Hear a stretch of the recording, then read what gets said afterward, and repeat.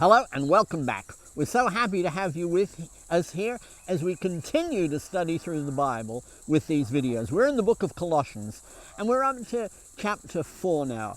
Colossians chapter 4 verses 5 and 6 tells us, "Conduct yourself with wisdom towards outsiders, making the most of your opportunity.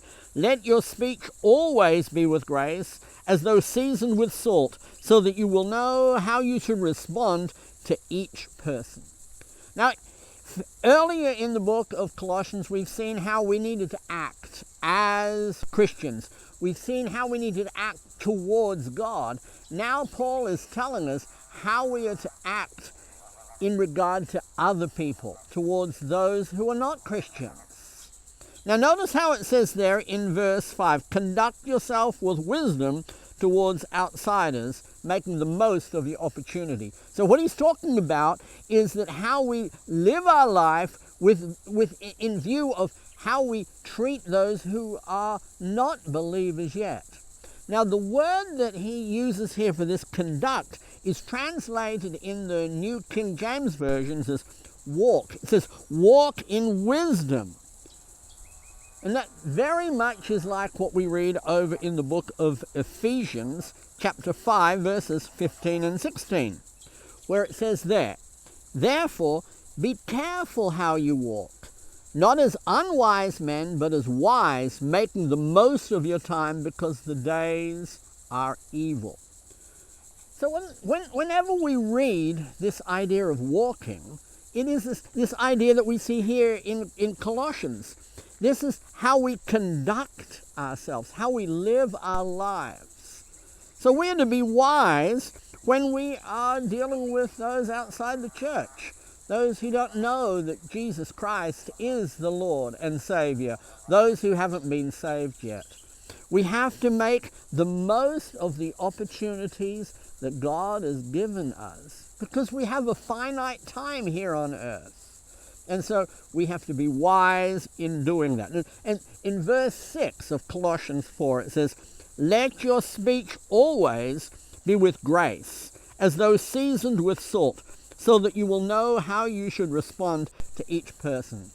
The way we use our speech is important, because that tells those people around us who we are, what we stand for, and what we believe.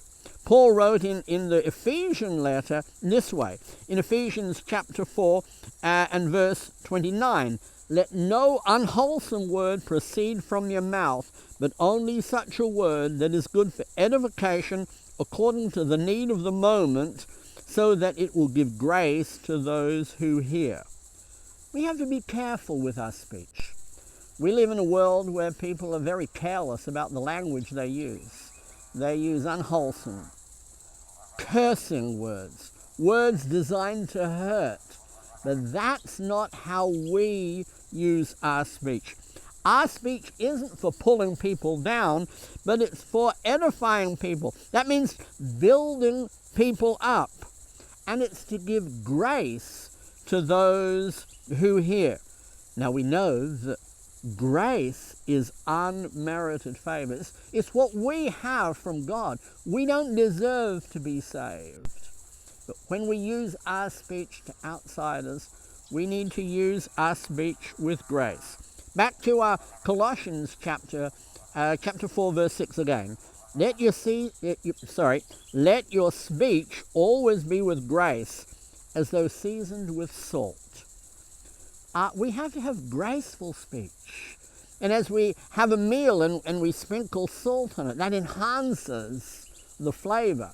And that's how we need to be looking at how we speak to all those around us, so that you will know how you should respond to each person.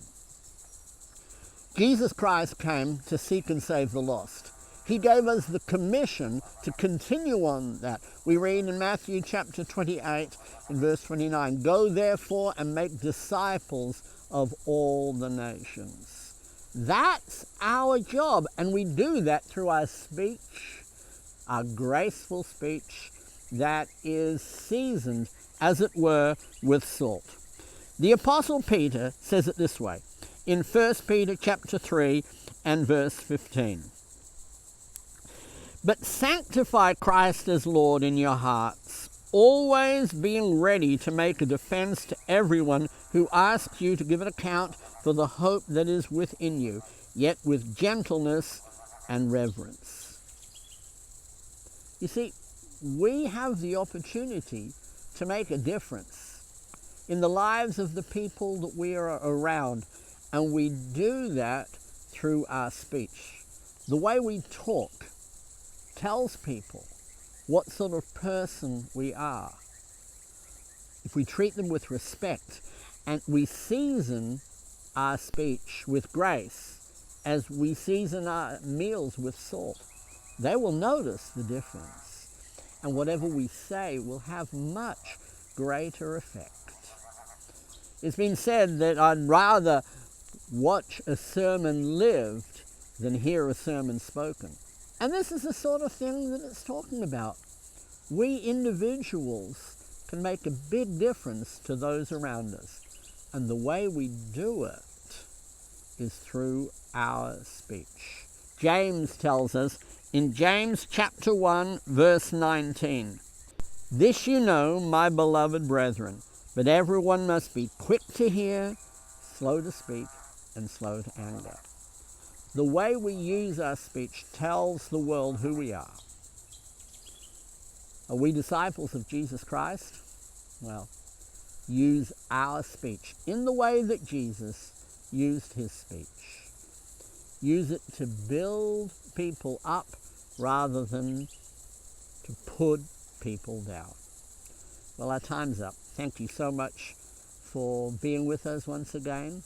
As always, if you have any questions, please write them in the comment section below. If you've enjoyed this video, hit the like button, subscribe, and you'll be told whenever we put out a new video. We put them out each week, and so we're looking forward to seeing you next time.